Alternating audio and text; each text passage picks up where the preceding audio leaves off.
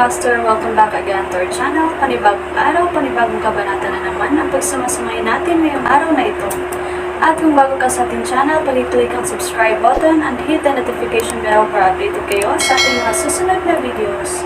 So mga Master, bago natin simulan ang ating kabanata ngayong araw na ito, huwag po sana natin skip yung ads mga Master, no, dahil malaking bagay na po yan sa ating munting channel.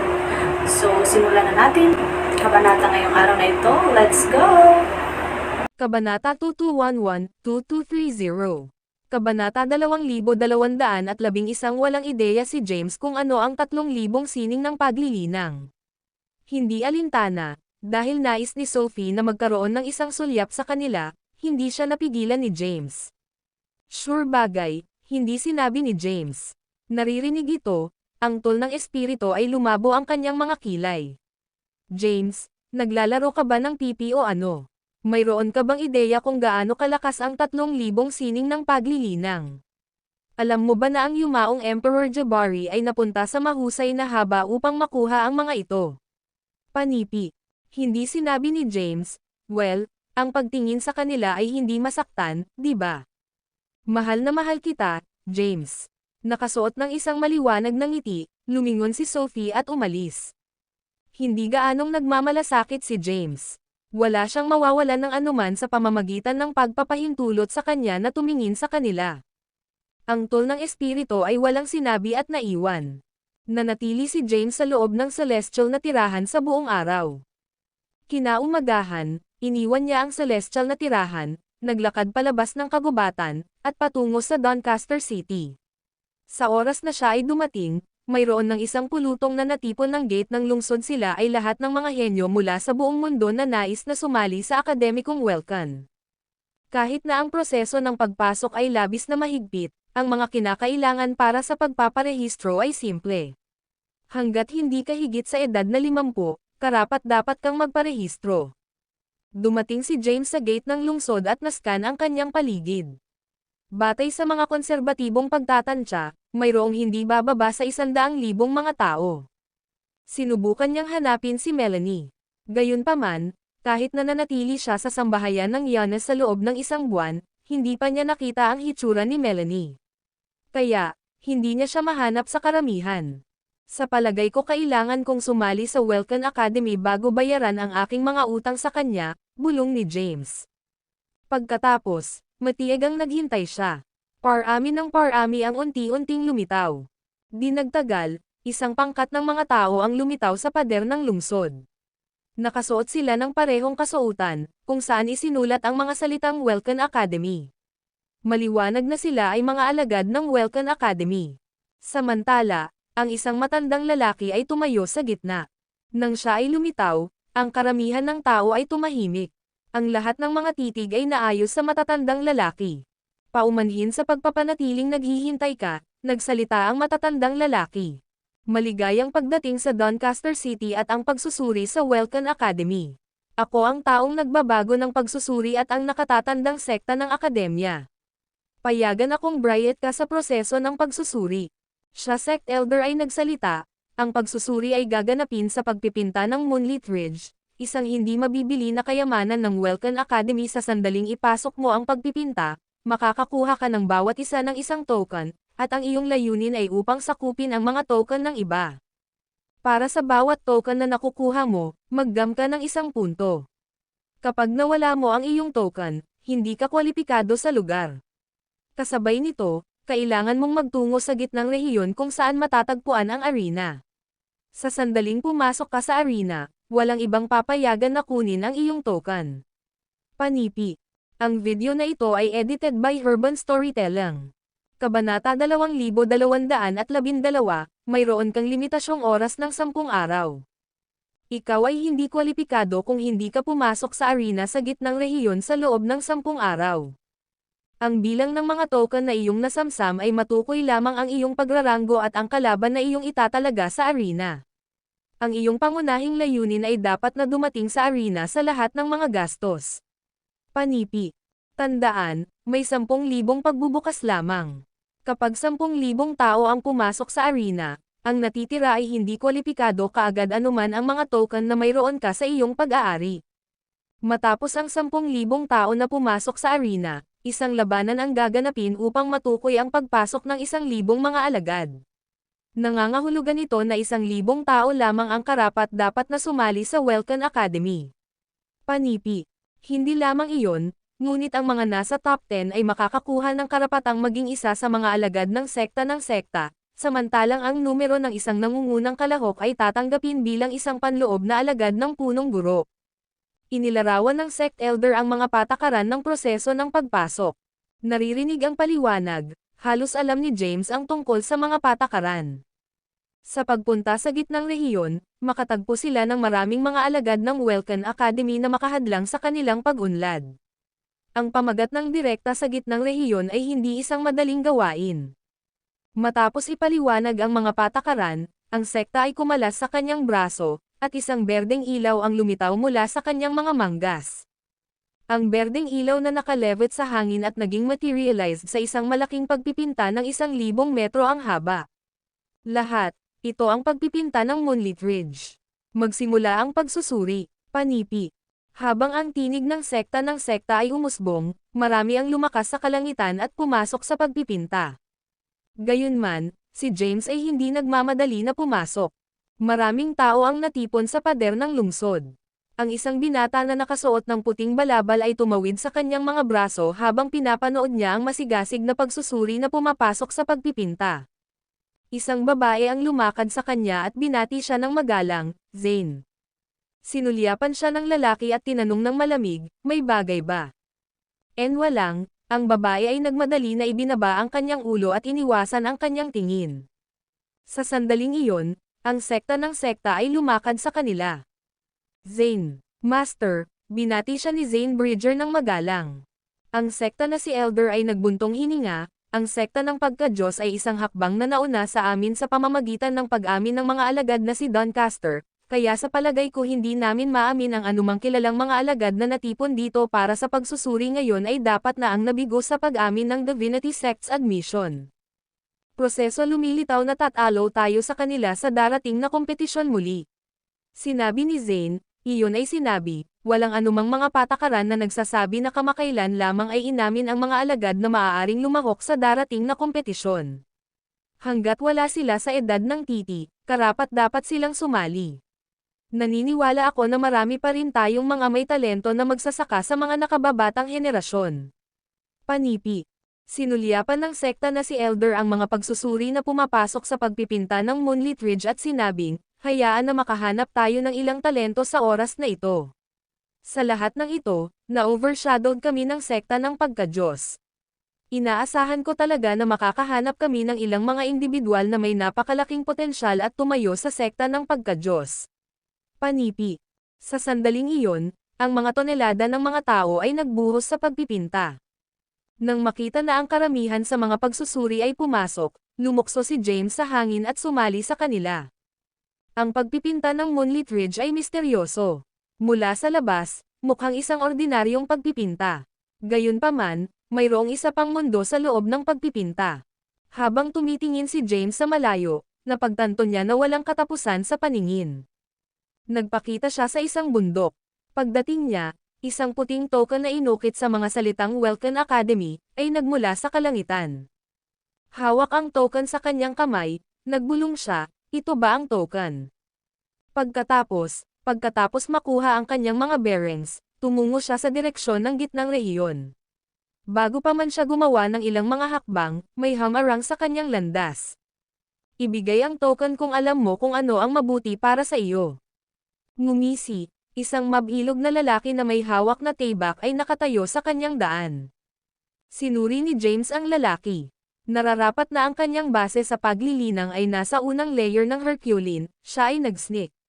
Gusto mo ng token ko? Ang video na ito ay edited by Urban Storytelling. Kabanata 2213 James ay hindi maaaring mag-alala tungkol sa isang magsasaka sa unang layer ng Herculean. Sa kanyang kasalukuyang lakas, madali niyang mapuksa siya nang hindi gumagamit ng masasamang pag-akyat. Napangisi siya ng walang kamali-mali sa lalaki sa harap niya. Gupitin ang Cree *P. Nagdilim ang mukha ng lalaki habang pinaputok ang kanyang taybak. Nakakatakot na ilaw ng tibak na tinadtad ng hangin at sinisingil kay James. Ngumiti si James ng mahina habang siya ay lumitaw ng 100 metro ang layo sa isang mata. Kapag ang ilaw ng tibak ay nakipag-ugnay sa lupa, bumagsak ang lupa. Isang tibak ang lumitaw sa kamay ni James. Ito ay ang primordial dragon blade na itinago niya sa celestial na tirahan. Gamit ang tibak sa kamay, magically siya ay lumitaw sa harap ng lalaki. Bago magreaksyon ang lalaki, ang tibak ni James ay pinindot laban sa kanyang leeg. Ako, tumakbo ang dugo niya. Siya ay isang Herculean unang layer, na itinuturing na malakas sa kanyang edad. Ngayon, gayunpaman, siya ay natalo sa ilang segundo. Pinahabal ni James ang kanyang braso at sinabi ng malamig, "Halika." Nabigo, tiningnan ng lalaki si James at nakiusap, "Natutunan ko ang aking mga pagkakamali. Mangyaring bigyan ako ng isang pagkakataon. Ako ay hindi kwalipikado kung kukuha ka ng aking token. Sa aking lakas, may karapatan akong maging isang alagad ng Welcan Academy." Panipi. Napangiti si James ng mahina at sinaktan ang dibdib ng lalaki sa kanyang palad. Ang makapangyarihang enerhiya ng palma ay sumabog at ipinadala ang lalaki na lumilipad, na bumagsak ng labis sa lupa at nagsusuka ng isang bibig ng dugo. Lumitaw si James sa harap ng lalaki at sumulyap sa kanya, na nagsasabing, "Ang iyong token." Nag-atubiling, ibinigay ng lalaki ang kanyang token kay James. Matapos makuha ang token, lumingon si James.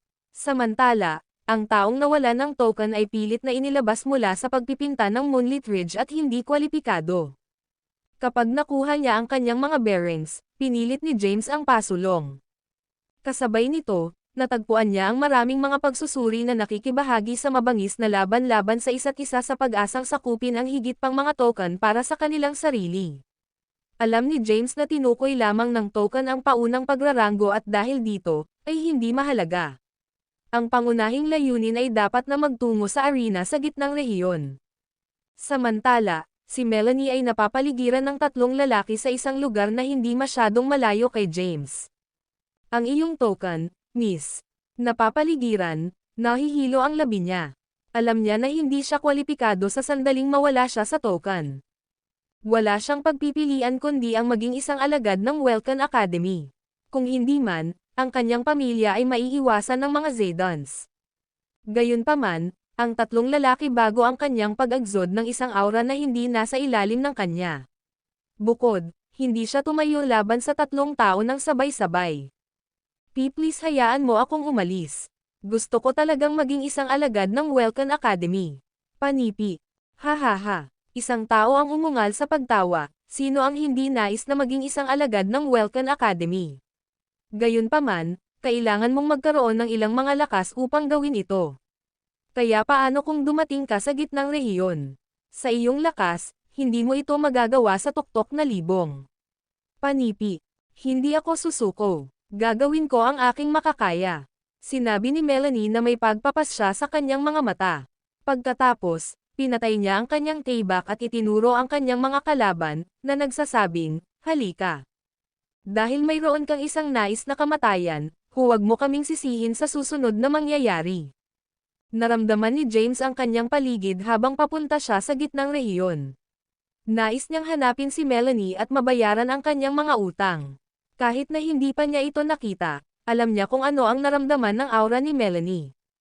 Tulad ng pagpunta niya sa gitnang rehiyon. Nakakaramdam ng isang pamilyar na aura, huminto siya at tumitig sa malayo. Hindi masyadong malayo, ang isang babae ay nakikibahagi sa isang mabangis na labanan laban sa isang lalaki sa isang kagubatan. 2 iba pang mga kalalakihan ang nanonood din sa labanan. Ang video na ito ay edited by Urban Storytelling. Kabanata 2214. Ang babae ay nawawalan ng lupa. Dugo ang dumadaloy sa sugat sa kanyang braso at namantsahan ang kanyang puting damit. Hindi alintana, nakipaglaban siya, ayaw magbunga. "Melanie ba yan?" Tumayo si James sa kalagitnaan ng hangin at pinanood ang labanan sa ibaba. Ang aura ng babae ay nakaramdam ng pamilyar. Nang walang kaunting pag-aatubili, bumaba siya mula sa langit at tumungo ng tuloy-tuloy sa lupa, sumigaw, "Huminto ka doon." Kudlit. Tumulo ang boses niya. Naririnig ito, Si Melanie at ang kanyang kalaban ay lumingon kay James. Nang makita siya, si Melanie ay nababagabag. Hindi ba iyon? Samantala, tinitigan ng kanyang kalaban si James. Nararapat ang kanyang hindi pangkaraniwang aura. Nagbanta siya, ito ay wala sa iyong pag-aalala. Manatili dito, panipi. Hindi siya pinansin ni James at lumakad papunta kay Melanie. Ang napakarilag na babae sa harap niya ay may maayos at pinoong mga tampok. Gayunpaman, siya ay kasalukuyang nasa isang masamang estado. Ang kanyang braso ay nasugatan, at ang kanyang damit ay may dugo. Hindi sigurado sa kanyang pagkakakilanlan, tinanong ni James, Melanie Yanes. Bakit ka nandito? Agad na nakilala ni Melanie si James. Ito ang taong na-save niya. Ito talaga. Naririnig ang pamilyar na tinig. Natitiyak ngayon si James na ang babae sa harap niya ay nahihilo. Mayroon kang isang nais na kamatayan. Swish. Ang tao sa likuran nila ay sinumpa at isinakay ang kanyang taybak, na tinawag ang isang alon ng enerhiya ng taybak na napuno ng hangin. Abangan. Sumigaw si Melanie. Gayunpaman, hinawakan ni James ang kanyang kamay at dodged ang enerhiya ng taybak ng madali. Pagkatapos, sa susunod na instant, lumitaw siya ng 100 metro ang layo, inilagay si Melanie, at sinisingil sa taong nag-ambush sa kanila. Ang kanyang bilis ay sobrang pambihira na walang nakakakita ng kanyang mga paggalaw. Sa isang sulyap ng isang mata, ang lalaki ay sinaktan at ipinadala na lumilipad bago gumuho ng labis sa lupa. Lumakad si James sa kanya at sinabing, ang iyong token, mangyaring. Nabigo ang lalaki. Gayunpaman, nahaharap kay James, siya ay walang kapangyarihan. Kaya, sinunod niya ang kanyang utos. Nang makita ito, tinanggal siya ng kanyang mga kasama at nagmadali na tumakas.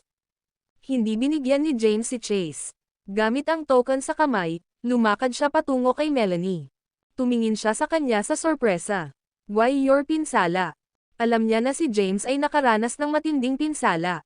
Gayunpaman, siya ay ganap na pinasigla sa ilang maikling araw. Hindi rin niya inaasahan na si James ang magiging malakas, na talunin ang mga sumuporta sa kanya sa isang sulok ng madali. Tumanggo si James at sinabing, halos mababawi sila. Kung saan, utang ko sa iyo ang aking mga pinsala ay hindi mababawi ito ng mabilis kung hindi para sa iyong pangangalaga. Panipi.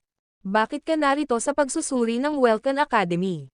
Tanong ni Melanie. Si James ay nakangiting, well, napunta ako rito ng madali pagkatapos malaman na narito ka rin. Bukod, dahil wala akong lugar na pupuntahan, nais kong maghanap ng isang lugar upang linangin. Tulad ng tunog ng Welcome Academy tulad ng isang magandang lugar, napunta ako rito para sa pagsusuri. Panipi. Pagkatapos, sinulyapan niya si Melanie. Batay sa labanan sandali, alam niya na siya ay nasa paligid lamang ng ikapitong panloob na gate ng supernatural. Hindi siya makakasali sa Welcome Academy na may ganitong lakas. Dahil na-save mo ang aking buhay, kailangan kong bayaran ka sa ilang paraan. Nais mo bang sumali sa Welcome Academy? Tanong niya. Oo, tumanggo si Melanie. Ipinangako sa kanya ni James, ipagpapahiram ko sa iyo ang isang tulong at pag-escort sa iyo sa arena sa gitnang rehiyon. Gayunpaman, hindi kita matutulungan sa labanan pagkatapos. Panipi.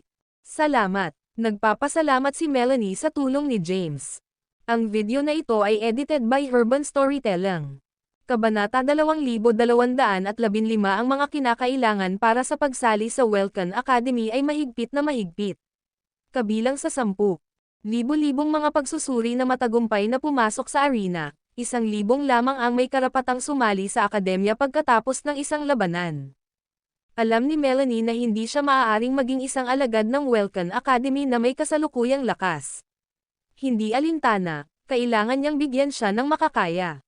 Bukod, ngayon na mayroon siyang tulong ni James, ang pagpunta sa gitnang rehiyon ay hindi gaanong mahirap. Sa pamamagitan ng paraan, nang paalalahanan ang isang bagay, tiningnan ni Melanie si James na humihiling. Ha? Tanong ni James, nalilito, bakit mo ako tinitingnan ng ganyan? Sinabi ni Melanie, hindi ba sinabi ng sekta na si Elder na matukoy ng mga token ang aming pagraranggo? Nangangahulugan ito ng mas maraming mga token na nakukuha ko, mas mataas ang aking pagraranggo.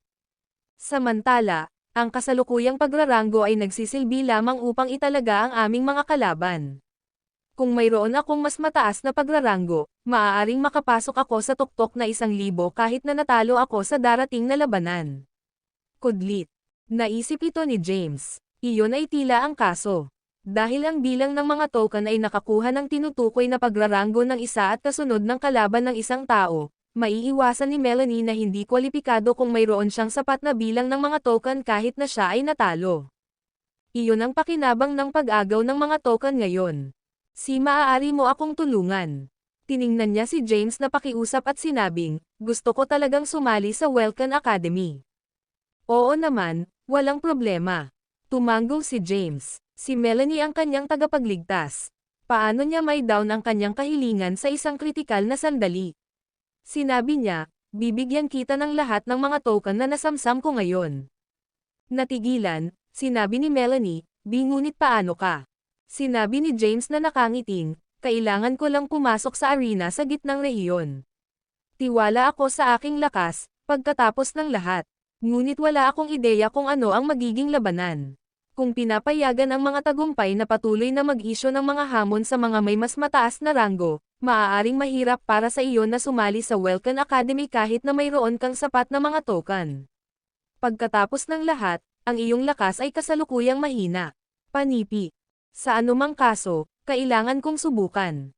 Sige na, tutulungan kita tulad ng ipinangako. Pupunta tayo, sabi ni James. Matapos kumpirmahin ang kanyang mga direksyon, nagpatuloy siya sa direksyon ng gitnang rehiyon. Ito ay isang kagubatan na mahirap dumaan. Tulad nito, naglakbay sina James at Melanie sa kalagitnaan ng hangin. Hindi nagtagal, ang kanilang mga landas ay naharang ng isang pangkat ng mga tao na nakasuot ng mga puting damit, kung saan isinulat ang mga salitang Welcome Academy. Sumimangot si James nang makita niya sila. Pagkatapos, bumaba sila mula sa kalangitan at lumapag sa lupa.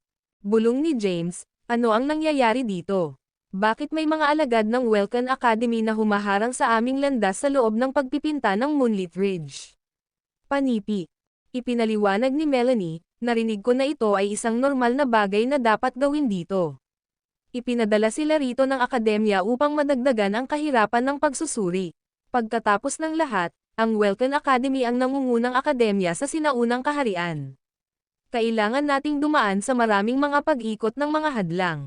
Gayunpaman, hindi nila gagamitin ang kanilang buong lakas, o kung hindi man ay hindi maamin ng Welcome Academy ang mga bagong alagad.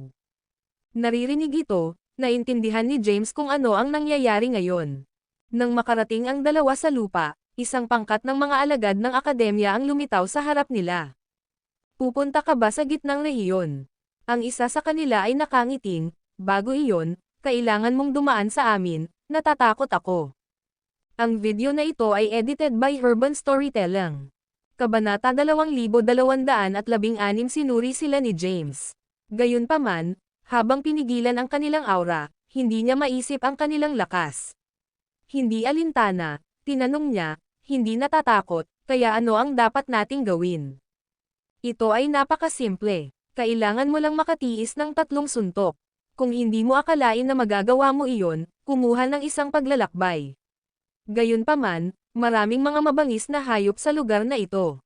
Maaari mong mawala ang iyong buhay, na sinasabi lamang, ang alagad ay nagsalita. Ang iba ay nakasuot ng masamang pagngangalit.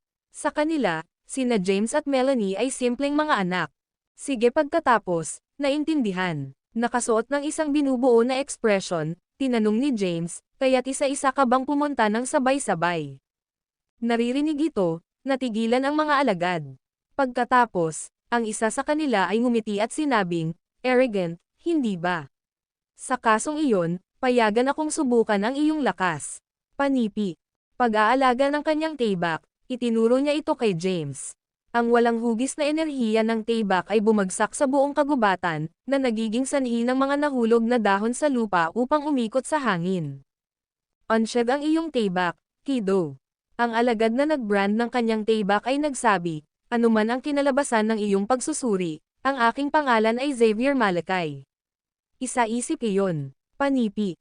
Ipinakilala ni Xavier ang kanyang sarili. Sa pamamagitan ng isang mahinahon na ekspresyon, sinabi ni James, hindi ko kailangan ng isang taybak upang talunin ka.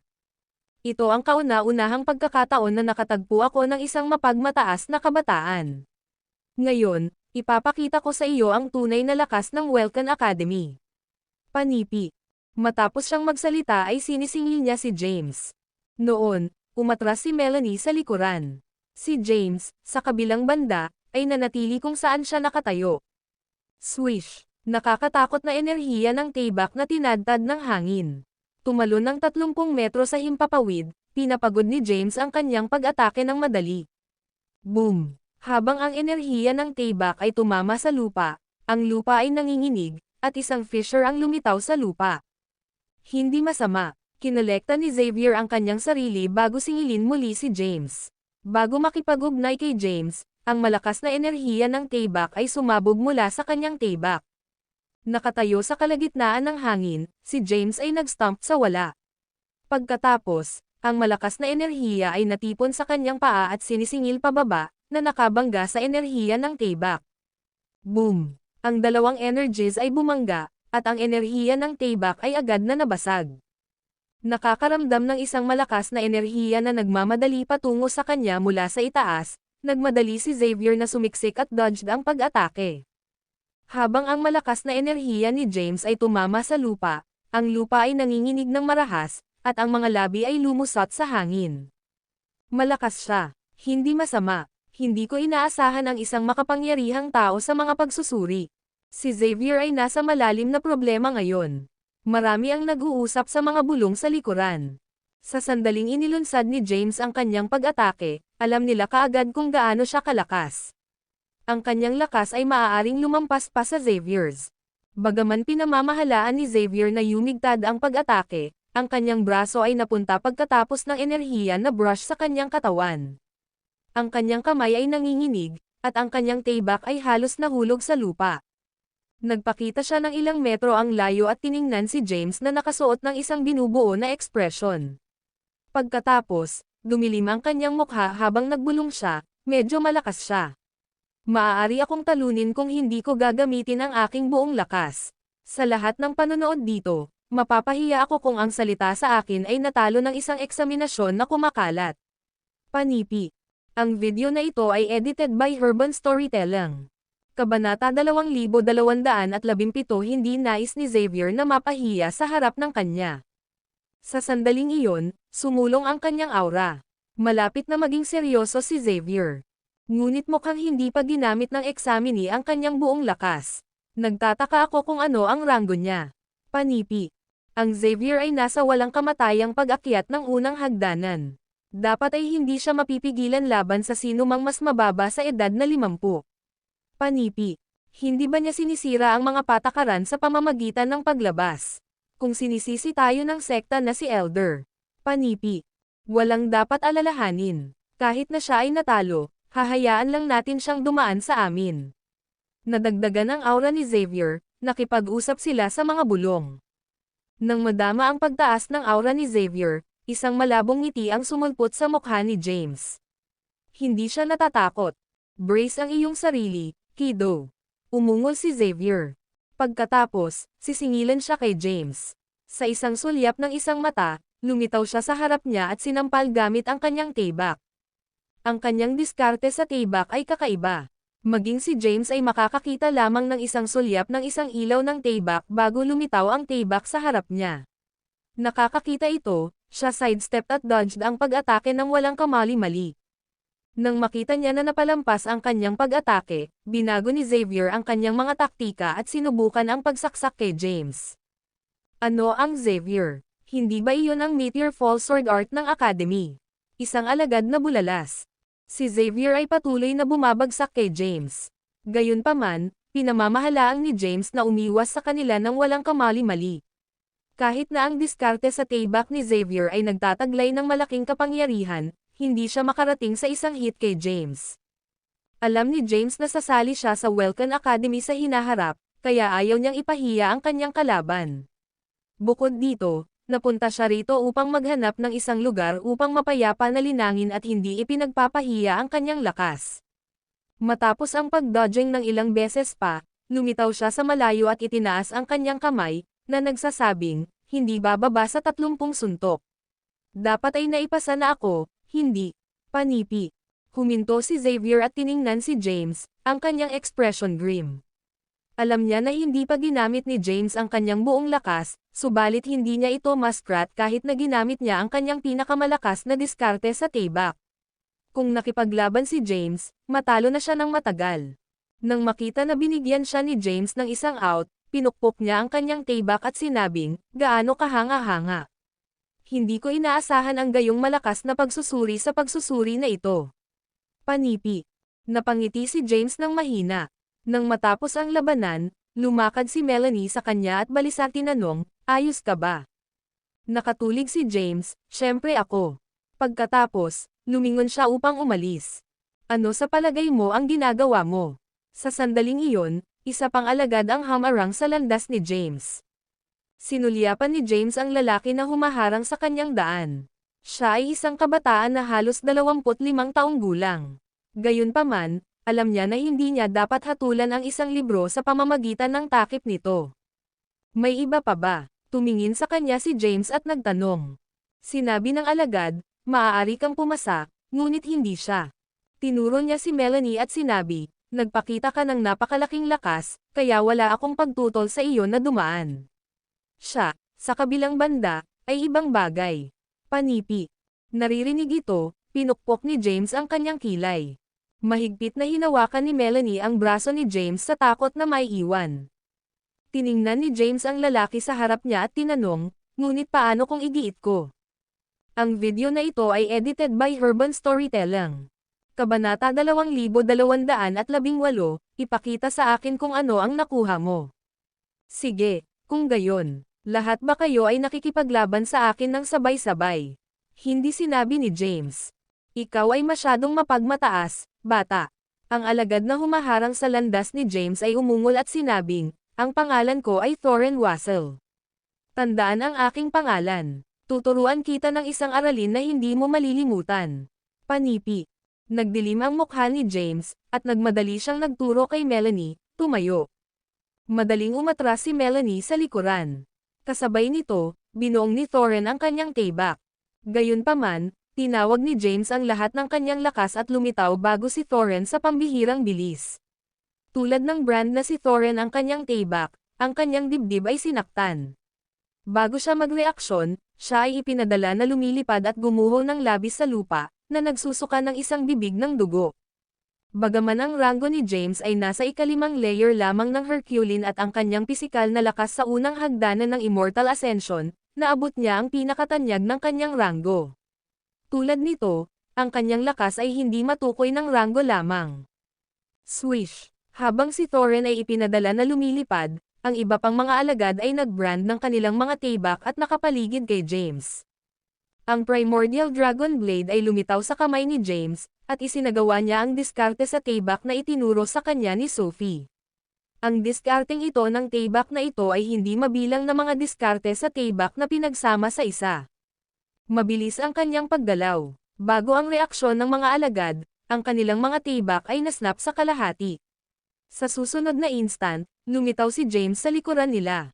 Ang pagshideng ng Primordial Dragon Blade, tiningnan ni James ang mga dumbfounded na mga alagad at sinabi, kung hindi ako madali sa iyo, ang iyong mga ulo ay lumiligid sa lupa ngayon habang nagsasalita kami.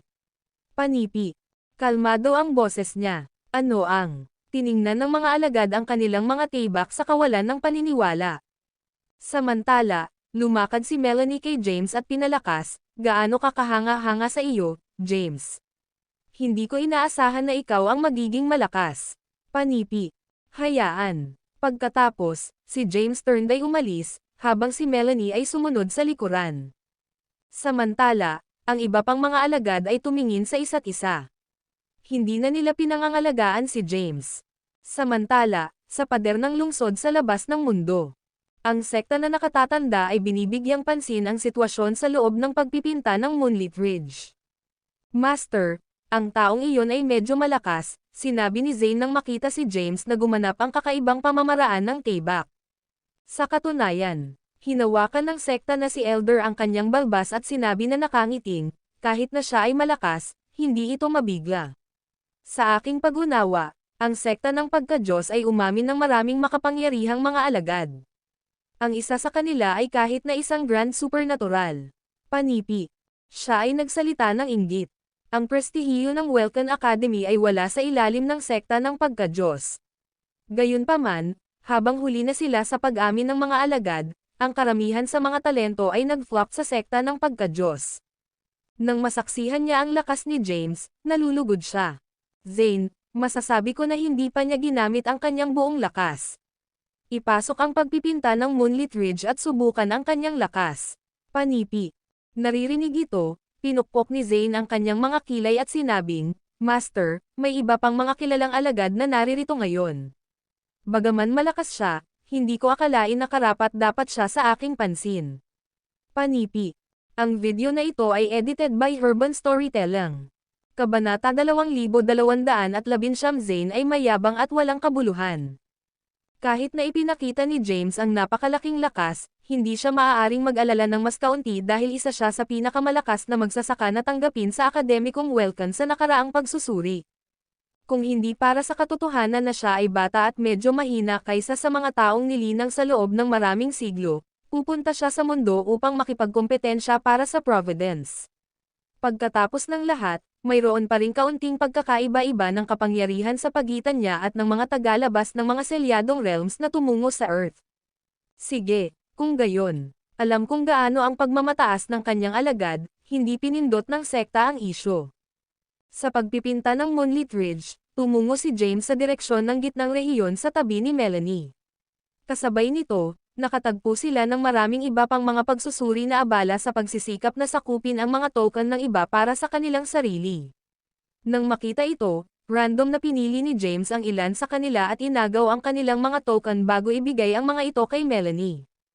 Sa panahon ng paglalakbay, walang maaaring tumayo sa kanyang paraan. Samantala, si Melanie ay gigalang sa buong oras. Hindi niya inaasahan ang taong na-save niya ay magiging malakas ito.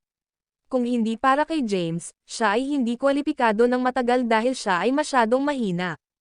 Wala siyang karapatang maging isang alagad ng Welkan Academy. Habang patungo sila sa gitnang rehiyon, ang mga subordinate ng sekta ay pumasok din sa pagpipinta. Ang kasalukuyang sekta na namamahala sa pag-unlad ng pagpasok ay tinawag na Yon Xenocrates, isa sa 10 sekta na matatanda ng Welkan Academy. Siya ang namamahala sa iba't ibang mga gawain ng akademya. Bukod doon, marami rin siyang alagad sa ilalim niya. Sa nakalipas na 10 taon, si Zane Bridger ang pinaka-nakikilala sa lahat. Bagaman ang ipinadala upang subukan ang lakas ni James ay hindi kasing lakas ni Zane, hindi rin siya isang pushover. Ang kanyang pangalan ay Wendell Yossi, at siya ay kasalukuyang nasa Immortal Ascension 3rd Stair. Sa loob ng pagpipinta ng Moonlit Ridge. James, mayroon na akong 100 mga token. Sa palagay ko mayroon akong sapat, sabi ni Melanie na may maliwanag ng ngiti. Inisip ito ni James at sinabing, hindi iyon magiging sapat, natatakot ako. Isinasaalang-alang na may halos 100,000 mga pagsusuri, magkakaroon ng 100,000 mga token dito. Sa palagay ko, kailangan mo ng hindi bababa sa 10,000 upang maging ligtas. Panipi. Ano, 10,000? Natigilan, tinanong ni Melanie, kailangan ba nating talunin ang 10,000 mga pagsusuri? Sinabi ni James na nakangiting, hindi talaga. Kapag nakarating kami sa mga huling yugto, ang mga taong nakatagpo natin ay maraming mga token sa kanila. Makakakuha kami ng maraming mga token nang hindi na kailangang labanan ang aming paraan. Panipi. Si James ay nagsalita ng walang pasubali. Gayunpaman, alam ni Melanie na si James lamang ang kwalipikado na gumawa ng isang matapang na paghahabol. Tulad ng dahan-dahan silang naglalakad sa kagubatan, isang tinig ang dumating, huminto ka doon, kayong dalawa. Si James at Melanie ay tumalikod sa kanilang mga ulo bilang isang figure na nagmula sa kalangitan sa harap nila. Nakasuot siya ng berdeng balabal, si Anda Shield Sword ay nakabitin sa kanyang baywang.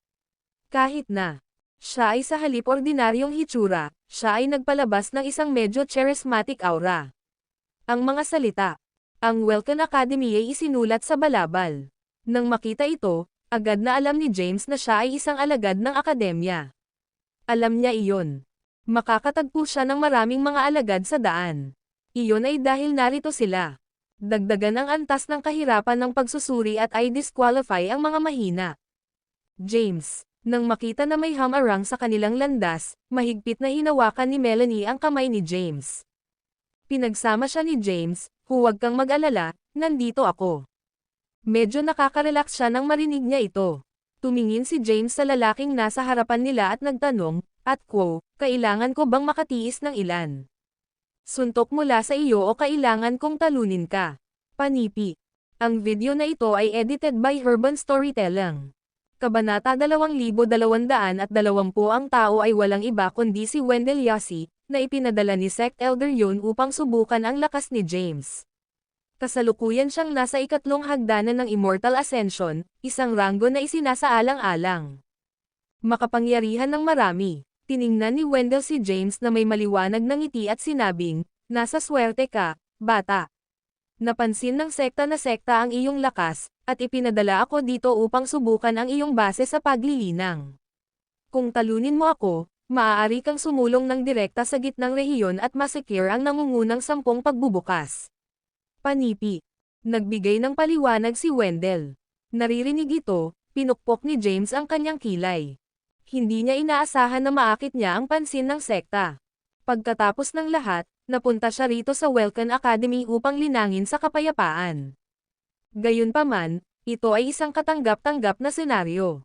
Sa pamamagitan ng pag-akit ng pansin ng sekta, magagawa niyang maging isang panloob na alagad sa ilalim niya. Bukod, ang Welcome Academy at ang Divinity Sect ay mga arch-rivals. Samantala, mayroon siyang malalim na hinaing laban sa sekta ng pagka-Diyos. Kung nakuha niya ang numero 1 lugar, magagawa niyang maging isa sa mga panloob na alagad ng sekta at matanggap ang kanyang proteksyon. Talunin ka. Tumingin si James kay Wendell at ngumisi, sa kasong iyon, gawin ang iyong paglipat. Nang makita ito, nagmamadali si Melanie. Si Wendell, sa kabilang banda, ay nagbeckon para kay James na gumawa ng unang paglipat. Bilang isang alagad ng Welcome Academy, kumilos siya ng maginoo at hindi gumawa ng unang hakbang laban kay James, na isang tagasuri lamang, na nagsasabing, wala kang problema na sumali sa Welcome Academy. Pagkatapos nito, ako ang magiging iyong senior alagad. Dapat mong gawin ang unang paglipat. Panipi. Haha, tumawa si James. Pagkatapos, sinisingil niya si Wendell na may mga clenched fist sa pambihirang bilis. Sa isang sulyap ng isang mata, lumitaw siya sa harap ni Wendell at sinaktan siya ng lahat ng kanyang pisikal na lakas. Ang kanyang pisikal na lakas ay katumbas ng walang kamatayang pag-akyat ng unang hagdanan. Habang sinaktan niya ang kanyang makapangyarihang kamao, itinaas lamang ni Wendell ang kanyang kamay upang hadlangan ang kanyang pag-atake habang nakasuot ng kalmadong ekspresyon sa kanyang mukha. Maaari siyang makaramdam ng isang kakilakilabot na puwersa na kumakalat sa buong katawan niya.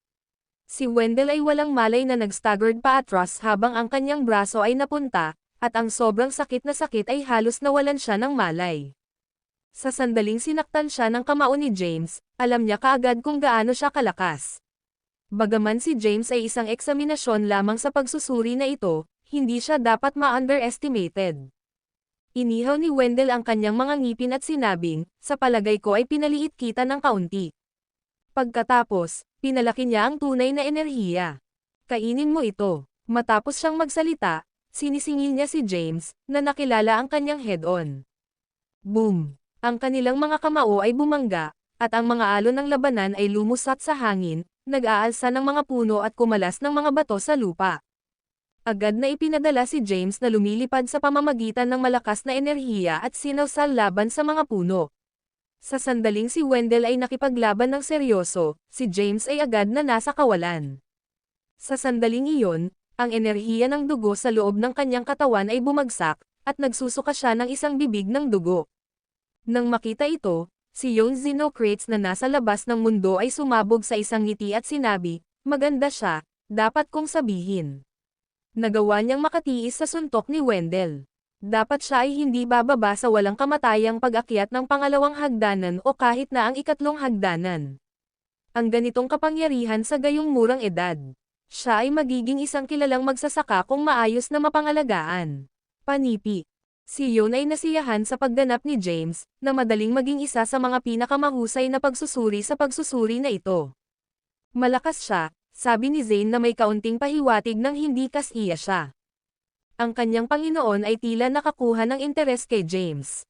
Kung si James ay naging panloob na alagad ni Yon, siya ay itatapon at mahuhulog mula sa biyaya. Ang video na ito ay edited by Urban Storytelling. Kabanata 2221 Kapilya 222 James at Wendell ay nakikibahagi sa isang mabangis na labanan sa loob ng pagpipinta ng Moonlit Ridge. Habang ang kanilang mga kapangyarihan ay bumangga muli, maliwanag na mayroong isang pagkakaiba-iba ng kapangyarihan sa pagitan nina James at Wendell. Kahit na may malaking lakas si James, mas mababa siya sa ranggo kumpara kay Wendell. Hindi niya magagawang lumitaw ang matagumpay nang hindi gumagamit ng masamang pag-akyat. Gayunpaman, wala siyang mga plano na gumamit ng masamang pag-akyat. Pagkatapos ng lahat, siya ay na-target ng sekta ng pagka-Diyos ng tumpak dahil sa pamamaraang ito ng paglilinang. Malakas ka, tumingin si James kay Wendell at sinabing, hindi ako tugma para sa iyo. Si James ay hindi overexert ang kanyang sarili ngunit sa halip ay itinago ang kanyang tunay na lakas. Sinabi ni Wendell, masasabi ko na hindi mo ginamit ang iyong buong lakas. Makipaglaban sa akin ng seryoso. Panipi. Ngumiti si James ng mahina at sinabing, sinabi ko sa iyo na hindi ako naninindigan laban sa iyo. Bukod, iyon ang aking buong lakas. Dahil nagawa mo na ang napunta sa iyo, mangyaring umalis. Panipi. Hindi siya kumilos ng walang tigil. Kahit na makakakuha siya ng karapatang magtungo ng diretsyo sa gitnang rehiyon sa pamamagitan ng pagtalo kay Wendell, walang punto sa paggawa nito. Dahil nag-aatubili si James na lumaban, wala nang ibang pagpipilian si Wendell. Wala siyang sinabi at simpleng lumingon.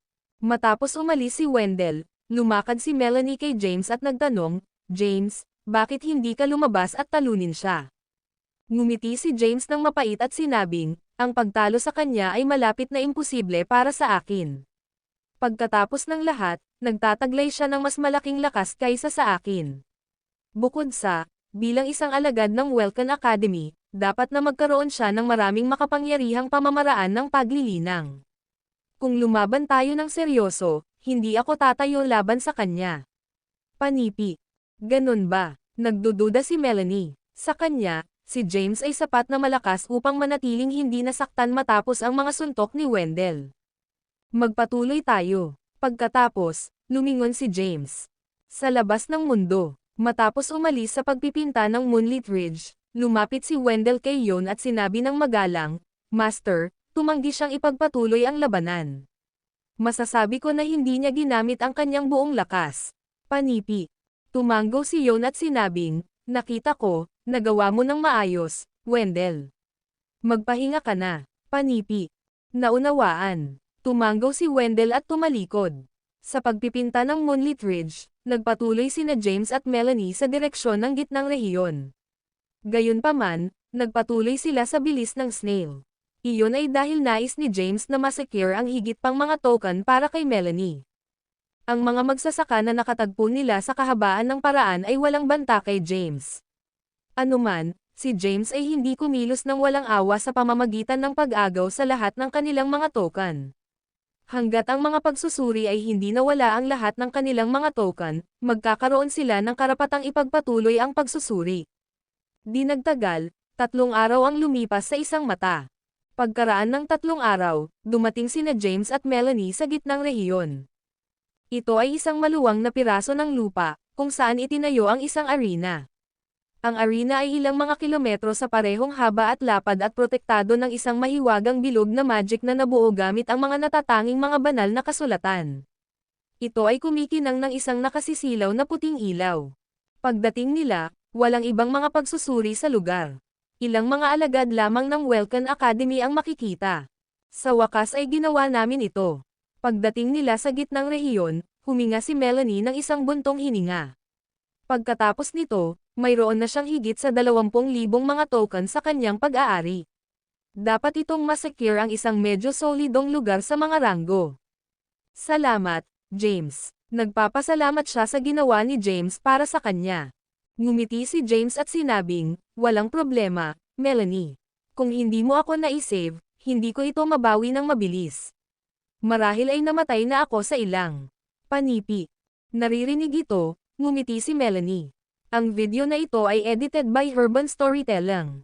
Kabanata 2222 ang pag-save ng buhay ni James ay marahil ang pinakamatalinong desisyon na nagawa niya. Hindi masyadong malayo, isang pangkat ng mga alagad ng Welcome Academy ang natigilan upang makita sila. Paano nila pinamamahala ang dumating sa gitnang rehiyon sa loob ng 3 araw? Dapat silang maging insanely malakas. Panipi. Nagtataka ako kung sino sila. Bakit hindi natin subukan ang kanilang lakas? Pinapayuhan ako laban dito. Magagalit ang sekta ng sekta kung maririnig niya ito. Panipi. Nagsimula silang makipag-usap nang makita sina James at Melanie. Hindi pinansin ni James sa kanila. Natagpuan niya ang isang random na lugar, nakaupo sa isang posisyon ng lotus sa lupa, at sinimulan ang pagsipsip ng enerhiya na espiritual na enerhiya ng pagpipinta ng Moonlit Ridge. Si Melanie, sa kabilang banda, ay napansin lamang siya. Lumipas ang oras. Sa isang sulyap ng isang mata, 5 araw ang lumipas. Bagaman may natitirang 2 araw, ang mga hindi pa nakakarating sa gitnang rehiyon ay hindi kwalipikado dahil 10,000 tao ang nagtipon doon. Pagkatapos, ang mga alagad ng akademya ay nagsimulang magbilang ng bilang ng mga token ng bawat eksaminasyon sa kanilang pag-aari. Pagkatapos nito, sinimulan nila ang pagtukoy ng pagraranggo at paggawa ng mga paghahanda para sa darating na labanan sa arena. Ang prosesong ito ay tumagal sa kanila ng 2 araw. Pagkalipas ng 2 araw, ang isang matandang lalaki sa isang kulay abo na balabal ay lumitaw sa arena sa gitnang rehiyon ng pagpipinta ng Moonlit Ridge. Siya ay Yon Xenocrates, ang taong namamahala sa kasalukuyang proseso ng pagpasok. Sa pagtingin sa karamihan sa kanya, sinabi niya na nakangiting, una at pinakamahalaga, payagan akong batiin ka sa pagdating sa gitnang rehiyon. Nakakuha ka ng karapatang makipagkompetensya sa labanan ng arena. Panipi. 1,000 lamang sa iyo ang tatanggapin bilang mga alagad ng Welcome Academy. Nangangahulugan ito na 70% sa iyo ay hindi kwalipikado. Panipi. Lahat ay nakinig ng mabuti. Ang iyong kalaban sa labanan ng arena ay matutukoy batay sa bilang ng mga token sa iyo.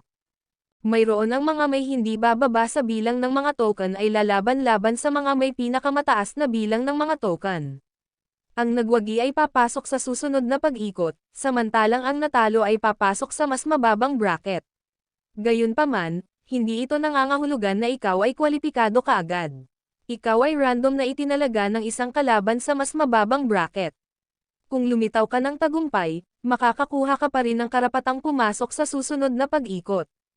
Ang nangungunang daang mga magsasaka na nakakakuha ng pinakamaraming mga token ay papasok sa susunod na pag-ikot ng hindi kinakailangang lumahok sa labanan ng arena. Matapos ang unang pag-ikot ng labanan, magkakaroon ng libreng para sa lahat ng labanan ng Royal kung saan ang 100 pagsusuri ay pipiliin ng sapalaran. Ang nangungunang 10 ay agad na gagawa ng isang alagad ng Welcome Academy.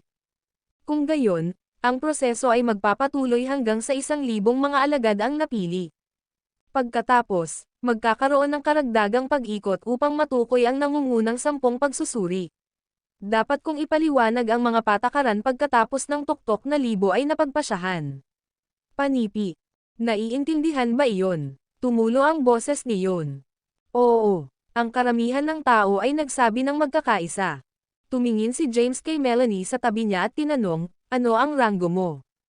Ngumiti si Melanie at sinabing, ikaw 8 ako. Naririnig ito, sinabi ni James, hindi masama, nangangahulugan ito na hindi ka na kailangang dumaan sa unang pag-ikot ng labanan. Kung naatasan tayo sa parehong koponan sa Battle Royale, sisiguraduhin kong maging isang alagad ka ng akademya. Panipi. Nasiyahan na ako na narito.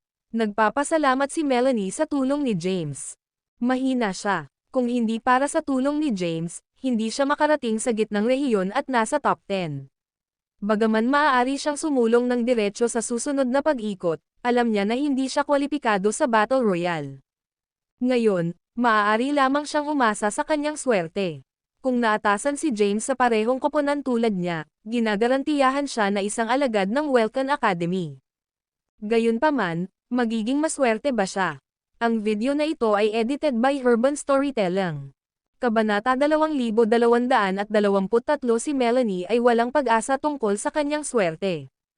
Anuman, Nagpapasalamat siya sa tulong ni James na dumating sa yugtong ito. Matiyagang naghintay si James para sa kanyang labanan. Dahil mayroon lamang siyang isang solong token sa kanyang pag-aari, siya ay naranggo sa huli. Naturally, siya ang unang lumaban. Ang arena ay nahahati sa maraming mga seksyon. Sa seksyon kung nasaan si James, isang alagad ng akademya ang inihayag, unang pag-ikot, si James Caden kumpara sa Heriberto Yehoshua. Pagkatapos, isang tao ang lumakad papunta sa gitna ng arena. Ang arena ay nahahati sa maraming maliliit na arena kung saan nagtipon ang maraming mga magsasaka. Tumingin si James sa lalaki. Alam niya na iyon ang kanyang kalaban, si Heriberto Yehoshua. Hanggat maaari niyang talunin siya, mag-advance siya sa susunod na pag-ikot. Pagkatapos, lalabas siya ng tagumpay sa pamamagitan ng pagiging nasa top 10 at maging isang alagad ng Welcome Academy. Naglakad siya patungo sa gitna ng arena. Tiningnan sila ng alagad at pinaalalahanan sila, ito ay isang sparring match at hindi isang away sa kamatayan. Dahil dito, mahigpit mong ipinagbabawal na kunin ang buhay ng iyong kalaban. Maaari mong aminin ang pagkatalo anumang oras na gusto mo. Kung sakaling ang iyong kalaban ay nagpapatuloy sa labanan, siya ay hindi kwalipikado sa lugar. Naiintindihan ba iyon? Panipi. Oo, sabi nila ng magkakaisa. Mabuti. Magsimula ang labanan. Pagkatapos magsalita, ang alagad ay umatras. Tumingin si James kay Heriberto. Siya ay isang kabataan. May suot na pulang balabal at may hawak na tibak sa kanyang kamay. Tiningnan niya si James at may kumpiyansa na sinabi, aminin ang pagkatalo ngayon kung hindi mo nais na mabugbog sa isang pool. Puff! Nag-sneak si James. Sa isang sulyap ng isang mata, lumitaw siya sa harap ng Heriberto. Bago siya magreaksyon, siya ay ipinadala na lumilipad at gumuho ng labis sa lupa, na nagsusuka ng isang bibig ng dugo. Ano? Ang karamihan ng tao ay nababagabag. Nanalo lang siya ng ganyan. Mapahamak, malakas siya. Maging ang mga alagad ng akademya ay natigilan sa labis na lakas ni James. Ang tagumpay ay napupunta kay James Caden. Magsusulong siya sa susunod na pag-ikot. Panipi. Naririnig iyon. Ngumiti si James ng mahina at lumingon upang umalis, patungo sa lugar ng natitirang lugar. Nang makita si James, si Melanie na naghihintay sa lugar ng natitirang lugar, agad na lumakad sa kanya at nagtanong ng nakangiting, paano ito napunta, James? Ngumiti si James, nanalo ako. Tulad ng inaasahan. Nagpalakpakan siya. Napangiti si James nang pumasok siya sa lugar ng natitirang lugar. Pagkatapos, nakaupo siya sa isang posisyon ng lotus sa lupa at nilinang. Dahil ang sitwasyon sa mundo ay kakilakilabot, hindi niya nais na mag-aaksaya kahit isang segundo ng kanyang oras. Matapos maging isang alagad ng Welcome Academy, pinlano niyang pumasok sa celestial na tirahan at linangin sa silid ng oras. Sa ganoong paraan, makakabalik siya sa mundo at sa kanyang pamilya pagkatapos madagdagan ang kanyang lakas. Hindi niya nais na mag-alala sa kanila. Kaya, hindi binibigyang pansin ni James ang iba pang mga laban na nagaganap. Sa halip, nakatuon siya sa paglilinang. Di nagtagal, natapos na ang unang pag-ikot ng labanan. Susunod ay ang Battle Royale, kung saan 100 tao ang lalaban, at 10 lamang ang magiging mga alagad ng sekta. Sa oras na ito, mayroon lamang isang solong arena sa pinangyarihan. Sa gitna ng arena. Ang video na ito ay edited by Urban Storytelling. Kabanata 2224 yo, ang sekta na nakatatanda ng Welcome Academy, ay lumitaw at tiningnan ang karamihan sa ibaba, na sinasabi, susunod ang magiging Battle Royale. Walang mga patakaran, at pinapayagan kang gumamit ng anumang mga armas at mag-resort sa anumang mga underhanded trick hanggang sa 10 lamang ang mananatili ka. Sa anumang kaso, mawawala ka sa sandaling mahulog ka sa arena. Gayunpaman, hindi ito nangangahulugan na hindi ka kwalipikado. Panipi. Sa kaganapan na kami ay maikli sa 1,000 mga finalists, ang Battle Royale ay magpapatuloy hanggang sa maabot namin ang numero. Tumulo ang boses ni Yon. Nang marinig ito, inaasahan ng karamihan ang Battle Royale. Sa pamamagitan ng pagdating sa gitnang rehiyon at pagsulong sa kasalukuyang pag-ikot, lahat sila ay tiwala sa kanilang sariling lakas. Di nagtagal, isang alagad ng akademya ang pumasok sa arena at nagsimulang tumawag ng mga pangalan. Ang mga naang pangalan ay nasa listahan ay pumasok sa arena at naghanda para sa labanan. Si James ay hindi lumahok sa unang pag-ikot, at hindi rin si Melanie. Nagsimula ang unang pag-ikot. Malakas ang labanan. Ang mga tibak ay nag-clash at bumangga ang mga kamao. Napanood ni Melanie ang labanan na kinakabahan. Si James, sa kabilang banda, ay hindi nagbabayad sa labanan at sa halip ay nakatuon sa paglilinang. Ang mga pagsusuri ay mas mahina kaysa sa kanya. Tulad nito, hindi na kailangang mag-isip ng labanan. Ang unang pag-ikot ay tumagal ng ilang oras. Pagkatapos, nagsimula ang pangalawang pag-ikot. Hindi rin ito si James. Matiag ang naghintay si James. Ang ilan pang mga pag-ikot ay nagpatuloy. James Caden. Makalipas ang ilang oras, sa wakas ay turn ni James. Tumayo siya. Inalok sa kanya ni Melanie ang mga salita ng paghihikayat, magagawa mo ito, James. MHM. Tumango si James. Pagkatapos, tumalon siya sa hangin at lumitaw sa arena. Habang patuloy na binabasa ng alagad ang listahan ng pangalan, naghintay si Melanie. Nais niya talagang maging sa parehong koponan tulad ni James. Iyon ang tanging paraan na maaari niyang lumitaw ang matagumpay at maging isang alagad ng Welcome Academy. Gayunpaman, habang parami ng parami ang pumasok sa arena, nabigo siya.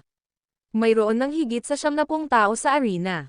Nakikita ito, alam ni Melanie na malapit na siyang magpaalam sa akademya.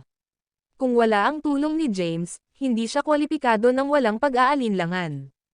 Melanie Yanes, tulad ng pagsuko niya sa pag-asa, narinig niya ang kanyang pangalan. Sa sandaling iyon, hindi siya makapaniwala sa kanyang mga tainga. Siya ay nanatiling nakaugat sa kanyang lugar, petrolyo. Melanie Yanes, muli ang sinabi ng alagad. Kinolekta ni Melanie ang kanyang sarili at mabilis na pumasok sa arena. Kaagad, nagmamadali siya patungo sa panig ni James at sumigaw sa kasiyahan, "James, nasa parehong koponan ako." Napakaganda. Tumawa si James. Hindi niya naisip na si Melanie ay magiging sa parehong koponan sa kanya. Sa tabi niya, madali siyang makapasok sa tuktok na 10 madali. Sa sandaling iyon, lumitaw si Yon sa entablado at tiningnan ang mga pagsusuri, lalo na si James. Siya ay espesyal na gumawa ng mga pag-aayos para kay James at Melanie na maging sa parehong koponan. Habang pinapanood niya ng mabuti si James, alam niya kung gaano siya kalakas at kung gaano kaina talaga si Melanie. Ang mga pagsusuri na naruroon sa entablado ay espesyal na nakaayos din. Lahat sila ay may malaking lakas. Kung random na itinalaga, ang lahat ng mga ito ay dapat na maging mga alagad ng Welcome Academy. Kabilang sa mga pagsusuri, mayroon ding kaunting mga walang kamatayang pag-akyat. Bukod kay James, nakakuha din siya ng interes sa ibang individual. Kahit na ang individual ay nag-iingat ng isang mababang profile, ipinakita niya ang lakas na maihahambing kay James. Gawin ang iyong makakaya, lahat. Ang pangwakas na 10 natitira ay magiging mga alagad ng akademya. Panipi. Pagkatapos, lumingon siya upang umalis sa arena. Ang video na ito ay edited by Herban Storytelling. Kabanata 2225 ang mga kalaban ng James ay espesyal na inayos ni Yon, na nag-use sa upang makita kung maaari niyang lumitaw ang matagumpay sa isang tao na nag-drug sa kanya. Naintriga siya sa tunay na lakas ni James. Iyon ay dahil madali niyang makita ang anumang iba pang magsasaka doon. Gayunpaman, ang kabaligtaran ay totoo para kay James. Sa sandaling iyon, ang mga pagsusuri ay nagmamadali na nagkalat. Samantala, nanatili si James sa gitna.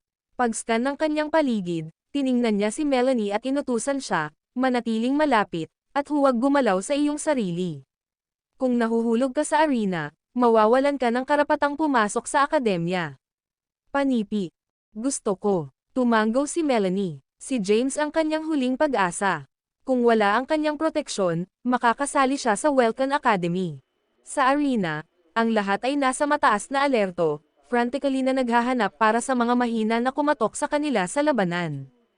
Si James, sa kabilang banda, ay hindi maaaring mag-alala ng mas kaunti dahil nagtataglay siya ng pambihirang lakas. Ang tanging bagay na kailangan niyang gawin ay upang patumbahin ang iba at wakasan ang labanan sa lalong madaling panahon. Ang pag-spot ng isang pangkat ng mga magsasaka sa kaliwa mula sa sulok ng kanyang mata, ngumiti siya ng mahina at sinabi, "Manatili sa gitna." Pupunta ako sa aming mga kalaban. Panipi. Matapos siyang magsalita, lumitaw siya sa harap ng isang magsasaka sa isang mata. Mabilis siya na ang magsasaka ay hindi maaaring gumanti sa oras. Maaari lamang siyang makaramdam ng labis na alon ng tunay na enerhiya na sumabog sa kanyang dibdib. Hindi makatiis sa dakilang puwersa, ipinadala siya na lumilipad sa labas ng arena at gumuho sa lupa, na wala ng karapatan upang magpatuloy. Tumama si James sa bilis ng kidlat. Sa loob lamang ng ilang maikling segundo, kumatok siya ng 12 ng mga magsasaka ng madali. Sa sandaling iyon, may sumigaw, "James!" Tumalikod si James. Napagtanto na si Melanie ay ipinadala na lumilipad ng isang malakas na puwersa, tinawag niya ang lahat ng kanyang lakas at lumipad papunta sa kanya. Bago siya lumipad sa arena, pinamamahalaan niya itong yakapin sa kanyang mga bisig. May lumitaw sa kalagitnaan ng hangin. Ang paghawak ng isang taybak sa kanyang kamay, ang nakasisindak na enerhiya ng taybak ay sumabog. Nakakaramdam ng nagbabantang-banta, malakas na tunay na enerhiya na natipon sa palad ni James, na bumubuo ng isang bagyo na huminto sa enerhiya ng taybak sa mga track nito. Kasabay nito, ang bagyo ay lumusot sa hangin at nagtapon patungo sa ambusher. Matapos masaktan ng bagyo, ang lalaki ay bumagsak mula sa kalangitan at bumagsak ng labis sa lupa, na nagsusuka ng isang bibig ng dugo. Pagkatapos, nahiga siya doon na hindi gumagalaw. Alam na maaari niyang mawala ang kanyang buhay, tiniis ng tao ang sobrang sakit at tumayo ng may malaking kahirapan. Pagkatapos, nagmadali siyang nagpunta sa periphery ng arena upang maiwasan ang labanan. Gayunpaman, maraming mga pagsusuri ang naghahanap para sa mga mahina na kumatok sa kanila sa laban. Nakakakita ng isang nasugatan na tao, nagmadali silang sumugod sa kanya at pinatumba siya sa arena. Patuloy na lumapag si James sa lupa. Gayunman, nasugatan si Melanie. Dugo ang bumagsak sa kanyang mga labi, at ang kanyang mukha ay mapatla. Sa sandaling pinakawalan ni James ang kanyang pagkakahawak, gumuho siya sa lupa. Agad na tinulungan siya ni James. "Sigurado ka ba?" tanong niya. Ang video na ito ay edited by Urban Storytelling.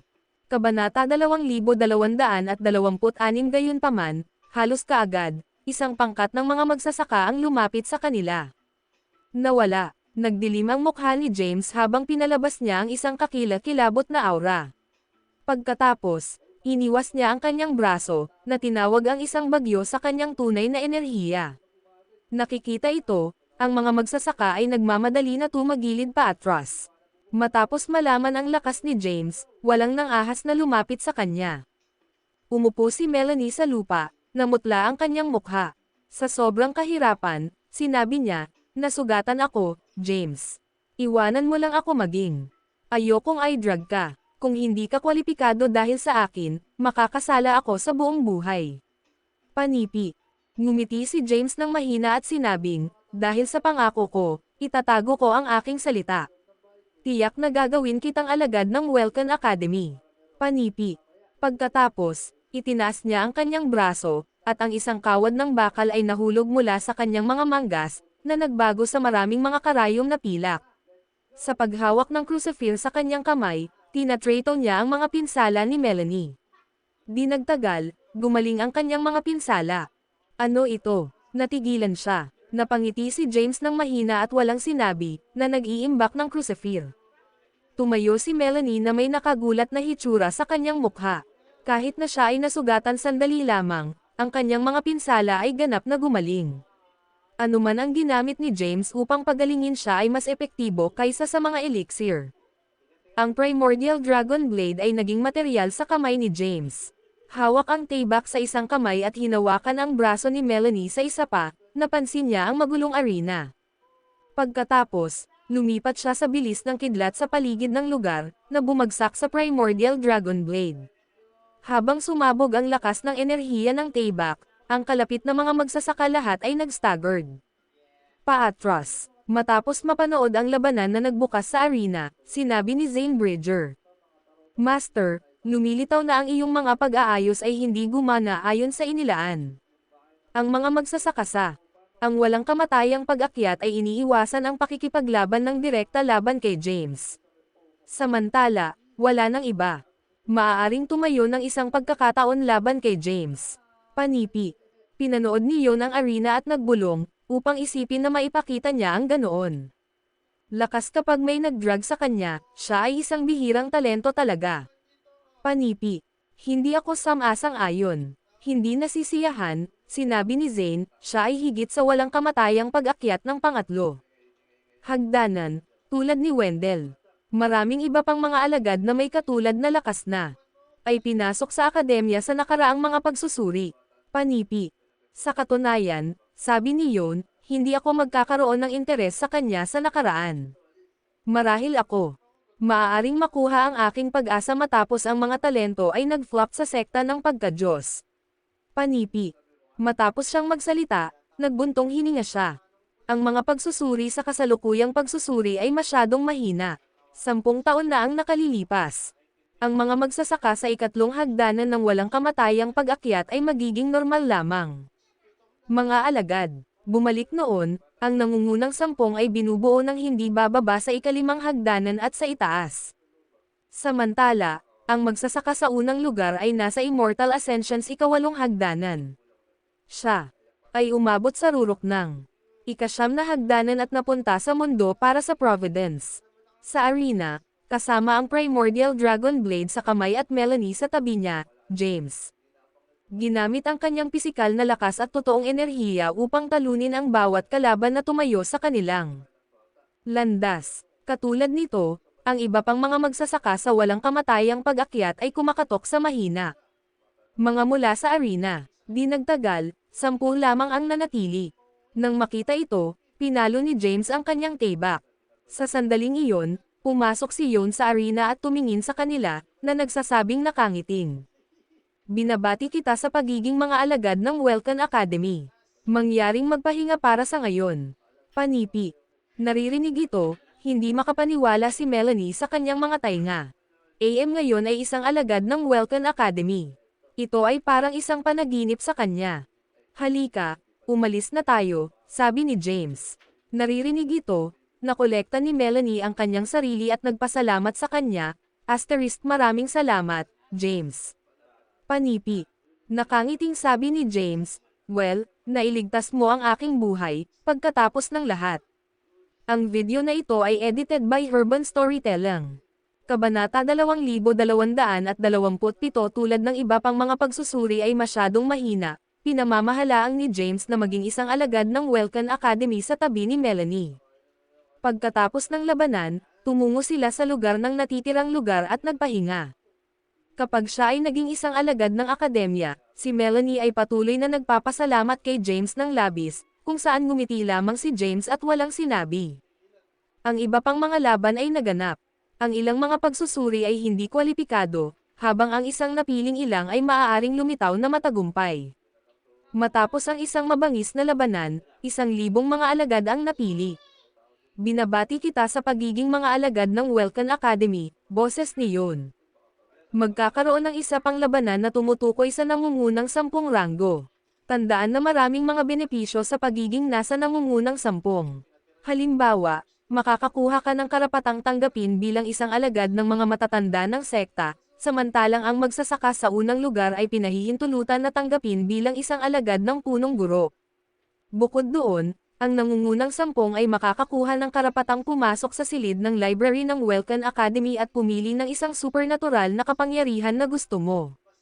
Gayunpaman, ang kompetisyon upang matukoy ang pagraranggo ay hindi gaganapin sa pagpipinta ng Moonlit Ridge ngunit sa halip sa Welcan Academy. Dahil dito, mananatili ka rito sa pagpipinta habang bumalik ako sa akademya at hiniling ang punong guro na personal na itakda ang mga patakaran para sa nangungunang 10 kompetisyon. Panipi. Naririnig ito, nalaman ni James na ang pangwakas na pag-ikot ay gaganapin sa Welcan Academy. Anong uri ng akademya ang Welcan Academy? Hindi niya maiwasang magtaka. Ito ay isang maayos na akademya sa gitna ng 3,000 selyadong realidad, pagkatapos ng lahat. Di nagtagal, iniwan ni Yon ang pagpipinta ng Moonlit Ridge at bumalik sa Welcan Academy. Habang ang kanyang bilis ay mahusay, nakarating siya sa kanyang patutunguhan sa loob ng 2 araw. Si James at ang iba pa ay lumitaw sa isang bundok. Bago ang mga ito ay hindi nagbabawas ng mga bundok na napakataas at marilag na tila hinawakan nila ang mga ulap. Ang white mist ay sumakop sa saklaw ng bundok, at ang tanawin ay kaakit-akit. J. James, ito ang Mount Welcan kung saan matatagpuan ang Welcan Academy. Habang tinitingnan ni Melanie ang mga bundok sa malayo, hindi niya maitago ang kanyang damdamin. Tuwang-tuwa ang sinabi niya, ang punong tanggapan ng Welcan Academy ay matatagpuan sa rurok ng Mount Welcan. Samantala, ang Mount Welcan ay matatagpuan sa gitna ng sinaunang kaharian. Ito ay isang lugar kung saan nagtitipon ang espiritual na enerhiya. Ang espiritual na enerhiya dito ay sagana kumpara sa labas ng mundo, na ginagawang isang banal na lugar ang academy para sa maraming mga magsasaka. Panipi. Nakarating kami sa Mount Welcan, boses ni Yon. Pagkatapos, sa ilalim ng kanyang gabay, 1,000 mga bagong alagad ang pumasok sa Mount Welcan at umakyat sa pinakamataas na bundok doon. Maraming mga gusali sa rurok ng bundok. Di nagtagal, nakarating sila sa kanilang patutunguhan. Bago sila ay isang marilag na bulwagan. Sa sandaling iyon, maraming mga pangunahing miyembro ng Welcan Academy ang natipon doon. 1,000 mga alagad ang lumakad papunta sa bulwagan. Bago sila ay isang taong may edad na nakasuot ng puting balabal. Suave at urbane, pinalabas niya ang isang aura kaya charismatic na walang sino mang nang ahas na magbigkas ng isang solong salita. Tiningnan ni Yon ang lalaki at sinabing, "Punong guro, nagawa ko na ang aking misyon sa Doncaster." Sa oras na ito, sa pamamagitan ng lubos na mapagkompetensyang proseso ng pagpasok ng academy, pinamamahalaang namin na umamin ang 1,000 mga kilalang alagad. Panipi. Nakikilala. Bago makapagsalita ang punong guro, isang boses ng pag-aalinlangan ang dumating, Sect Elder Yon, narinig ko na ang mga ito ay mga tira mula sa sekta ng pagka-Diyos. Ang lahat ng mga talento ay nag-flock sa kanila. Mayroong kahit na alingaw-ngaw na nag-recruit sila ng isang grand supernatural. Panipi. Si Jeffrey Wahid, isa pang sekta na nakatatanda na may masamang dugo kasama si Yon, ay nagsalita. Ang video na ito ay edited by Urban Storytelling. Kabanata 2228 nagkibit balikat ka at nagbuntong hininga, ito ay wala sa aking kontrol. Hindi ko inaasahan na ang sekta ng Divinity ay umamin ng mga bagong alagad sa harap namin. Panipi. Humakbang si Jeffrey at tiningnan ang mga bagong alagad. Malinaw na hindi nasisiyahan, sinabi niya, tingnan ang kalidad ng mga alagad na inamin mo. Tumingin si Jeffrey sa paligid ng 50 taong gulang at nakasuot ng dilaw na balabal. Pag-scan ng karamihan, nakita niya sa pamamagitan ng base ng paglilinang ng bawat magsasaka gamit ang kanyang banal na kahulugan. Pagkatapos, ang kanyang tingin ay naayos sa Melanie. Ano ang impyerno? Bakit mayroong isang magsasaka sa ranggo ng supernatural dito? Ano ang napuntahan mo, sekta si Elder Yon? Huwag sabihin sa akin na nagsasanay ka ng paborito ngayon. Panipi. Naririnig ito, ibinaba ni Melanie ang kanyang ulo at hindi maglakas loob na magbigkas ng isang solong salita. Tulad ng nais ipaliwanag ni Yon. Sapat na, sabi ng lalaki sa puting balabal. Siya ang punong guro ng Welcan Academy at isa sa mga pinakamalakas na individual sa sinaunang kaharian. Sinabi niya, hindi ito kasalanan ni Elder Yon. Naririnig ito, huminga ng hininga si Yon at sinabing, punong guro, batay sa mga nakaraang tradisyon, gagawa kami ng isang paligsahan sa sandaling dumating ang mga finalists sa akademya upang matukoy ang nangungunang 10 ranggo. Ang nangungunang 10 ay tatanggapin bilang mga alagad ng mga matatanda ng sekta, samantalang ang alagad sa unang lugar ay gagawa ng isang panloob na alagad. Mangyaring bigyan kami ng iyong mga order, Ginoo. Panipi. Bago makapagsalita ang punong guro, si Jeffrey ay nag-chime, hindi na kailangan para doon, sekta si Elder Yon. Ito ang lahat ng mga tira mula sa sekta ng pagka-Diyos. Kahit na may ilang mga talento sa kanila, sila ay 1,000,000 light years ang layo mula sa paghamon sa mga alagad ng sekta ng pagka-Diyos. Kung tatanungin mo ako, gagawin namin silang walisin ang patio sa loob ng 10 taon bago gumawa ng desisyon. Panipi. Ikaw. Nagdilim ang mukha ni Yon. Ang punong guro, sa kabilang banda, ay hindi pa gumawa ng mga plano para sa isang paligsahan. Iyon ay dahil ang mga alagad sa taong ito ay medyo mahina. Bahagyang kumaway siya at sinabing, hindi nakakailanganin ang isang paligsahan. Sect Elder Yon, iiwan ko sa iyo ang mga alagad na ito. Panipi. Naunawaan. Nag-atubiling sumunod si Yon. Pagkatapos, umalis siya sa tabi ng mga bagong inayos na mga alagad. Matapos umalis sa pangunahing bulwagan, tiningnan niya sila ng pasensya at sinabing, huwag ibagsak ang mga bagay. Inihahanda ko ang iyong tirahan para sa ngayon. Sa lalong madaling panahon, ang mga alagad ay narito upang ipaalam sa iyo ang iyong mga gawain. Panipi. Naunawaan. Walang sino mang nang ahas na sumuwi sa kanya. Pagkatapos, dinala sila ni Yon sa ibang bundok kung saan tatahan ang mga alagad. Kahit na sila ay mga ordinaryong alagad lamang, ang bawat isa sa kanila ay naatasan ng isang independenteng silid. Ito ang Welcome Academy, pagkatapos ng lahat. Kung wala ang paligsahan, lihim na nasisiyahan si James. Pagkatapos ng lahat, ang kanyang layunin ay upang makahanap ng isang lugar upang linangin. Dahil mayroon siyang Sophie bilang kanyang Panginoon, hindi na kailangan para sa kanya na humingi ng gabay mula sa ibang lugar. Tulad ng pagupo ni James sa looban ng kanyang sarili, nagbukas ang pintuan, at isang kaakit-akit na babae na may isang curvaceous figure na lumakad. Ito ay si Melanie, na bumati kay James ng isang ngiti, "Hoy, James." MHM. Tumango si James. "Utang ko sa iyo ang aking pasasalamat, James. Dahil lamang sa iyo na ako ay naging isang alagad sa Welcome Academy at ipinagmamalaki ang aking pamilya. Ngayon, ang aking pamilya ay bumalik sa Cain Allen City ay hindi na matakot ng mga Zedans." Panipi. Ngumiti si James ng mahina at sinabing, "Kailangan mong umasa sa iyong sarili mula ngayon. Linangin ng husto at dagdagan ang iyong base sa paglilinang." Panipi. MHM, gagawin ko. Tumango si Melanie. Ang video na ito ay edited by Urban Storytelling. Kabanata 2229 ito ang magagawa ni James upang makatulong. Mula ngayon, si Melanie ay kailangang umasa sa sarili. Matapos batiin si James, lumingon si Melanie. Nagkataon, nanirahan siya sa tabi lamang ni James. Marahil ito ang espesyal na pag-aayos ni Elder Yon. Matapos sumali sa Welcome Academy, nilinang ni James sa patio bawat araw.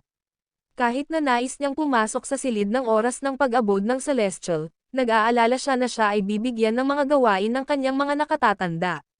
Ang mga bagay ay tiyak na magiging mahirap kung siya ay nawawala lamang ng walang bakas. Kaya, nagpasya siya laban sa pagpunta sa Celestial na tirahan sa ngayon. Pagkaraan ng 3 araw, lumitaw si Yon sa patio ni James. Nang makita ito, nagmadali si James na tumayo at binati siya ng magalang, "Sect Elder." Bahagyang kumaway si Yon. Tumingin si James sa kanya, na-intriga sa kanyang biglaang pagbisita. "Dapat kang si James Caden, hindi ba?" tanong ni Yon. "Oo." Tumango si James at tinanong, "May bagay ba, sekta si Elder?" Hinaplos ni Yon ang kanyang balbas at sinabi na nakangiting, "Nag-interes ako sa iyo mula nang pumasok ka sa pagpipinta ng Moonlit Ridge. Ang iyong diskarte sa tayback ay hindi nagkakamali, at mayroon kang napakalaking lakas. Upang isipin na mayroon kang ganoong kapangyarihan sa murang edad.